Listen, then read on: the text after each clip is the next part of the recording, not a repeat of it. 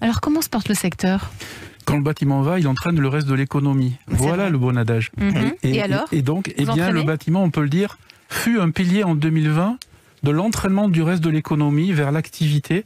Et vous l'avez dit, grâce à des valeurs, grâce à un dynamisme et des valeurs travail, le bâtiment a repris à 100% les chantiers quasiment dès le mois de mai dernier, juste après le confinement.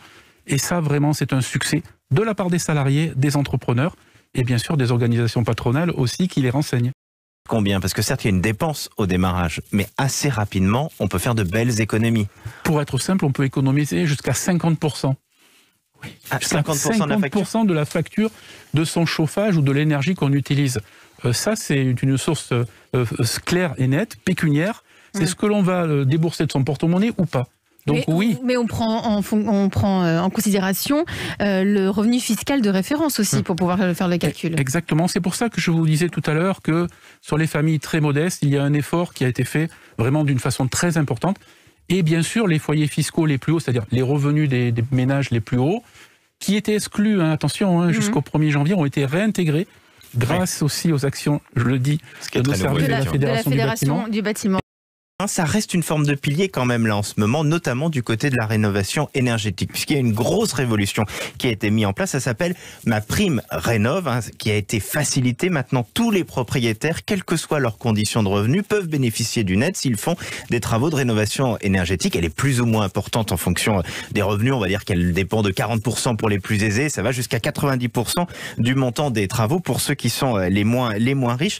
Est-ce que en ce moment, là, parce qu'elle est enfin en vigueur depuis quelques jours, est-ce que les Français s'en emparent ? Alors je vous dis oui. Et pourquoi ? Parce que depuis des années, les aides en rénovation énergétique, ça existe depuis une vingtaine d'années. Depuis des années, les organisations patronales, dont la FFB, disaient « c'est trop compliqué, il faut simplifier ».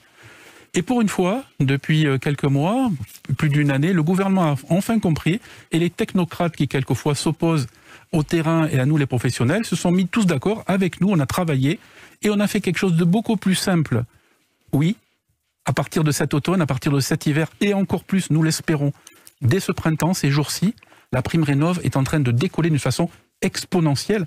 Donc c'est excessivement bien. De façon exponentielle, ça veut dire quoi ? Ça veut dire que tout explose. C'est-à-dire que vous êtes submergé d'appels en ce moment ? Je pense que oui, on est très sollicité. Moi, personnellement, dans mon entreprise, je suis chauffagiste, donc beaucoup d'appels.